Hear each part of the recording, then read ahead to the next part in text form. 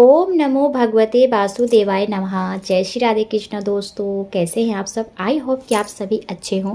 दोस्तों आज की कहानी मेरी कुछ खास होने वाली है। कहते हैं ना कि भगवान किसके साथ न्याय करता है। देखिए, अगर हम बेईमानी से जुटाए हुए पैसों का इस्तेमाल करते हैं तो कभी रास नहीं आता। कई लोगों को आपने देखा होगा कि महल खड़ा किए हैं लेकिन वो सुखी से जीवन व्यतीत नहीं कर पाते हैं। तो वही लोग सुखी से नहीं रह पाते हैं जो दूसरे की कमाई को खाते हैं या फिर उन्हें तंग कर कर उनकी जो गरीबों की बद्दुआ लगती है जिसकी वजह से वो चैन से नहीं रह पाते हैं। तो आज की कहानी में एक ऐसी बूढ़ी माई की शेयर करने वाली हूँ जो अंधी होती हैं लेकिन अपना पेट पालने के लिए कितना कष्ट सहना पड़ता है उनका। चलिए शुरू करते हैं इस कहानी को। एक बूढ़ी माई जिनका कोई नहीं होता, ना कोई बेटा ना कोई बेटी ना ही पति, लेकिन वो अंधी होती है और एक झोपड़ी में अपना समय व्यतीत करती हैं। और जब उन्हें भूख लगती है तो मंदिर के पास जाकर बैठ जाती हैं। और इसी तरह से कई लोग बहुत दयालु भी होते हैं। हर लोग एक जैसा नहीं होता। कुछ लोग जाते हैं तो अनदेखा कर देते हैं और कुछ लोगों को जब बूढ़ी माँ पे दया आती है तो उन्हें कुछ खाने के लिए कुछ पैसे भी दे दिया करते थे। इस तरह से उनका बहुत दिन गुजर रहा था। धीरे धीरे समय तो व्यतीत हो रहा था लेकिन वो सोचती थी कि आखिर मैं जी किस लिए रही हूँ। हर रोज़ तो वही काम, ना मेरी लाइफ में कोई है और ना ही कितने दिन ऐसे करूँगी। अब उनका ना जीवन से मन उठ गया था। वो सोचती थी कि किस तरह से मुझे मौत आ जाए, लेकिन मौत नहीं आ रहा था। वो सोचती थी मैं आत्महत्या कर लूँ, करे तो क्या करे। इसी तरह से समय व्यतीत हो रहा था। एक दिन वो अपने आंगन से जब बाहर निकली, यानी अपने घर से बाहर निकल रही थी झोपड़ी से कि मंदिर पे जाने के लिए, तभी एक छोटा सा बच्चा, 1 साल का बच्चा होगा, आकर उससे लिपट जाता है। वो सोचती है ये कौन है। अब अंधी थी इसलिए हाथ फेर कर देखती है तो एक छोटा सा बालक है और आकर लिपट गया है, ऐसे जैसे कि वो उसकी माँ हो और उसको छोड़ नहीं रहा है। अब वो जब ये सब देखती है तो सोचती है कि कहीं जीने का सहारा तो नहीं मुझे मिल गया। अब उस बालक को अपने घर ले जाती है। आसपास के लोग देखते हैं कि इस बूढ़ी माँ के पास कोई बच्चा नहीं था और वो ये भी नहीं जानने की कोशिश करते हैं कि बच्चा है किसका। और उसे जैसे सोचते हैं, लोग भी सोचते हैं चलो बूढ़ी माँ अगर ऐसे खुश रह रही है तो कोई बात नहीं। अब वो बच्चे को अपने पास रख लेती है। अब उसे दिन भर घर में छोड़कर और जाती हैं मंदिर में और वहाँ बैठकर जब कुछ मांग कर लाती हैं खाने के लिए तो बच्चे को बड़े प्यार से खिलाती है। और जब पैसे कुछ मिलते हैं तो उसे एक मटका होता है जिसमें जमा करती हैं। उस मटके को हमेशा कपड़े में छुपा कर रखती हैं ताकि किसी की नज़र उस पर ना पड़े। वो सोचती थी पहले वो पैसे नहीं जमा करती थी, जो होता था उससे कुछ खरीद के खा लेती थी, लेकिन अब जब बच्चा उनके लाइफ में आया ना तो उन्होंने सोचा कि शायद मेरे जीने का सहारा है, ये मेरा बेटा है। उन्होंने उसे बेटा बना लिया और उस पैसे को जमा करने लगी ताकि जब बच्चा बड़ा हो तो उसे इस पैसे की ज़रूरत पड़े तो वो ले सकता है। समय व्यतीत होने लगा धीरे धीरे। ऐसे ही बच्चा 7 साल का हो गया। अब बच्चे को लगता था यही मेरी माँ है और जो बूढ़ी माँ है वो उसे अपना बच्चा मानने लगी थी, बेटा मानती थी। अंधी थी फिर भी उसका ख्याल रखती थी बहुत अच्छे तरीके से। जो भी होता था खाने की सामान अकेले नहीं खाती, बच्चे को पहले खिलाती, फिर कुछ बचता तो खाती, नहीं तो ऐसे ही सो जाती। समय व्यतीत होता गया।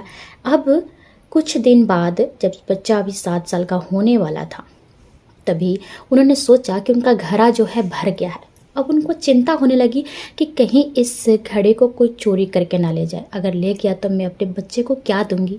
इसलिए वो सोच विचार कर रही थी। तभी उन्होंने किसी एक सेठ का नाम सुना जो लोगों के पैसे को रखते हैं संभाल कर और जब जरूरत पड़ती है तो उसे ब्याज के साथ दिया करता था। ये सुनकर वो सेठ के पास पहुंची। लाठी पकड़ते हिलाते हिलाते उसकी जगह का पता लगाते वहाँ पहुँच जाती हैं। और पहुँचते हैं तब वहाँ पर सेठ के पास पहुँचती तो सेठ बोलता है बुढ़िया क्या बात है, आप यहाँ किस लिए आई हो। तो बोलती हैं कि मैंने कुछ पैसे जमा किए हैं और मुझे चिंता है कि कहीं ये पैसे कोई चोरी ना कर ले, इसलिए मैंने आपका बड़ा नाम सुना है कि आप लोगों की सेवा भी करते हैं, उनके पैसे को जमा करते हैं और जब ज़रूरत पड़ती है तो आप ब्याज भी देते हैं। मेरा एक 7 साल का बेटा है, मैं चाहती हूँ कि इस पैसे को आप रखें और जब वो बड़ा हो जाए तो मैं आपसे ले लूँगी आकर इस पैसे को, जब ज़रूरत पड़ेगी मेरे बेटे को। तो सेठ ने मुनीम की तरफ इशारा किया कि इससे ये पैसे लो, गिनो और इसका नाम लिखो और रख लो। और इसी तरह से वो उसका नाम लिखकर पैसे गिनकर जमा कर लेते हैं और वहाँ से चल देते हैं। अब बुढ़िया माई को इस चिंता से बेफिक्र हो जाती है कि चलो एक चिंता तो हटी, अब चोर कोई चोरी नहीं कर पाएगा। जो पैसे थे मैंने अब सेठ के पास जमा कर दिए, अब उसे कोई नहीं चुराएगा। जब जरूरत पड़ेगी तो मैं अपने बेटे के लिए ले आऊँगी। वो भगवान का धन्यवाद करने लगी और सेठ का भी धन्यवाद कर रही थी। एक दिन क्या हुआ, उनके बेटे की तबीयत बहुत ख़राब हो जाती है। बेटा बहुत तड़प रहा है बुखार से। वो जितने भी उनके पास पैसे थे उससे बच्चे के इलाज करवा रही थी, घरेलू इलाज कर रही थी, उपाय कर रही थी, लेकिन बच्चा ठीक नहीं हो रहा था। उसे समझ नहीं आता क्या करे। तभी उसे याद आता है कि उसने सेठ के पास कुछ पैसे जमा किए हैं। वो पहुँच जाती है किसी तरह से हिलते डुलते सेठ के पास कि सेठ मेरे पैसे वापस कर दो जो मैंने आपको जमा किया था। सेठ कहता है कैसे पैसे, तू है कौन? अब यहाँ जब ये सुनती हैं बूढ़ी माई तो हक्का बक्का रहती, ये क्या, मैंने तो इसके बड़े नाम सुने थे, ये कैसे बोल रहा है। तब वो बोलता है सेठ कि मैं आपको नहीं पहचानता और कैसे पैसे आपने दिए हैं मुझे। तब वो बोलती है कि आप अपने मुनीम से बोलो, मुनीम ने मेरे नाम से पैसे जमा किए हैं, मैंने कुछ पैसे आपके पास जमा किए हैं। मुनीम को बुलाते हैं और जो सेठ होता है वो इशारा कर देता है झूठ बोलने के लिए और मुनीम समझ जाता है और पूरे बही खाता खोल खोल कर पलटता है, कहता है नहीं सरकार, इस नाम की कोई भी औरत के पैसे जमा नहीं हैं और ये पता नहीं कैसे बोल रही है। बुढ़िया माई बहुत चिंतित हो जाती है, बोलती है कि बेईमान, अब तुम पैसे लेकर क्या करोगे? मेरे बच्चे के पैसे वो तो मैंने लोगों से भीख मांग कर जमा किया है, मुझे पैसे दे दो ताकि मैं अपने बच्चे का इलाज करा सकूं। बोलता है कि चली जा यहाँ से, मैं तेरे पैसे नहीं, मैंने तेरे कोई पैसे नहीं रखे। इस पर वो पैरों में गिर जाती है, बोलती है ठीक है तुम मेरे पैसे मत दो, लेकिन मैंने तुम्हारा नाम बहुत सुना है, हो सकता है तुम भूल गए हो या फिर तुम्हारे पेज फट गए होंगे, कोई बात नहीं, लेकिन कम से कम कुछ पैसे मुझे उधार दे दो ताकि मैं अपने बच्चे का इलाज कराकर फिर से तुम्हें वो पैसे वापस कर दूंगी कमा कर। लेकिन यहाँ पर जो सेठ होता है लात मारकर उस बुढ़िया को दूर कर देता है कि चली जा यहाँ से, हम कोई पैसा नहीं दे सकते और तू ऐसी अंधी है, तू मेरे पैसे क्या चुकाएगी। बेचारी बूढ़ी माँ रोती बिलखती चली आती हैं और कहती हैं कैसा बेईमान इंसान है, उसने पैसे नहीं दिए। अब वो बेबस इतनी होती है कि उनके पास पैसा नहीं होता है, ना कोई लोग उसकी हेल्प करता है।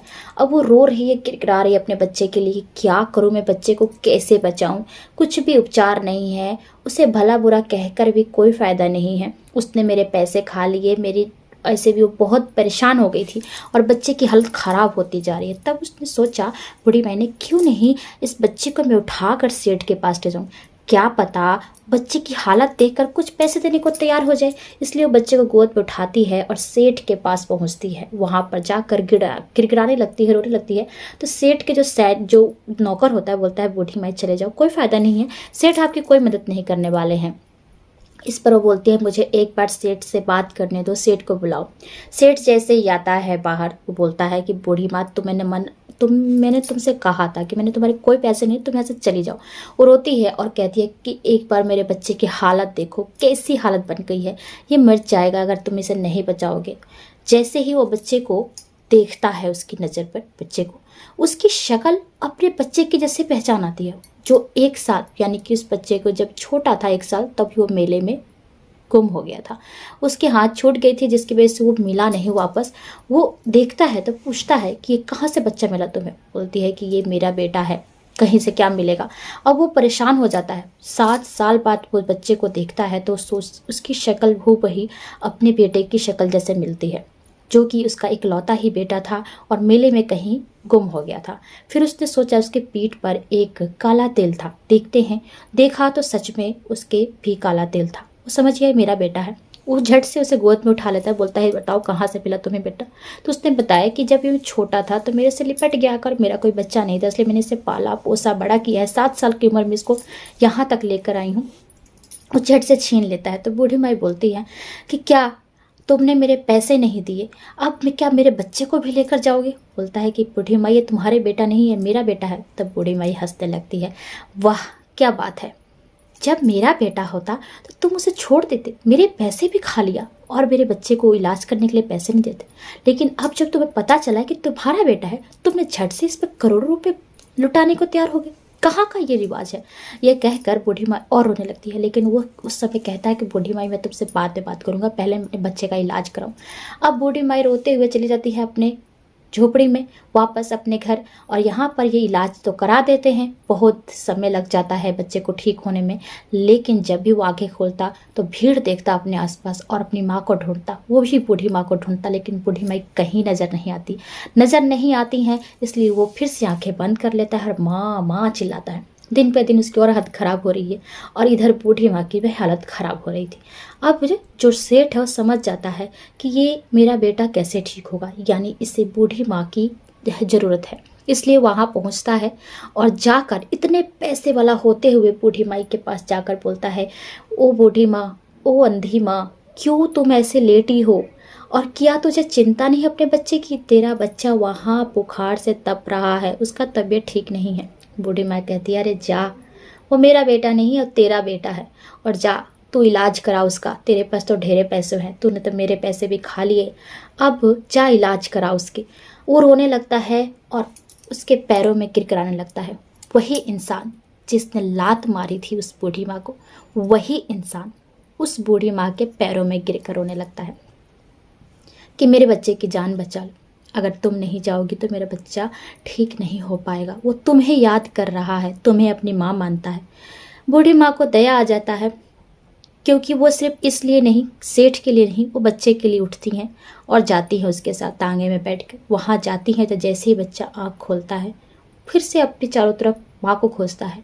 तभी बूढ़ी माँ उसके सिर पर हाथ फेरती है और वो देखता है तो मेरी माँ वापस आ गई, और लिपट जाता है जाकर। उसकी सारी तबीयत जो है ठीक हो जाती है, बीमारी छू मंतर हो जाती है। जब ये सब देख कर ना सेठ की आंखें भर आती हैं और वो समझ जाता है कि कितनी गुनाह की है उसने।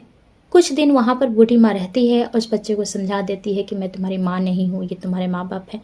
समझा कर वहाँ से जब निकलती है, कहती है, सेठ अब मैं जा रही हूँ अपने घर।